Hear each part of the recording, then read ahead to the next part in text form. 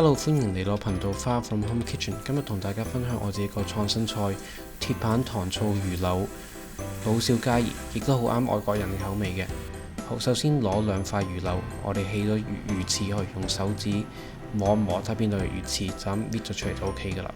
跟住我哋用斜刀法切魚片，係用一推一拉嘅動作切嘅。跟住我哋就準備薑啦。咁首先刨皮啦，跟住我哋要切薑絲。咁切咗一塊出嚟，攞個平穩嘅底，切薄片，跟住再改為絲，盡量切幼少少。跟住我哋留少少薑就劈鬆佢，揸啲汁出嚟落啲魚嗰度。跟住我哋再準備蒜頭，剁碎佢。咁又唔需要剁到好碎嘅，剁到係咁上下就 OK 噶啦。跟住攞一個洋葱，切大塊。青葱葱白部分改為大段，綠色部分改為葱花。咁我將一個番茄剝皮係燙咗大1分鐘滾水剝嘅，切一半，跟住我哋改為大塊。跟住我哋開始醃魚啦。咁醃魚用鹽啦、胡椒粉啦、糖、麻油同埋少少生抽嘅。咁我哋撈勻佢，再俾啲生粉落去，再撈勻佢。跟住我哋準備啲生粉水，之後麻醬用嘅。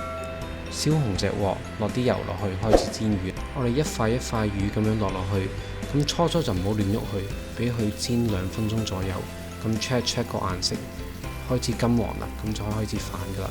我哋西鑊，跟住一氣咁樣反佢。咁大家練一練，其實唔係好難嘅啫，咁唔需要用鑊鏟嘅。咁 check 另外一邊都係金黃啦，咁就可以擺埋一邊備用噶啦。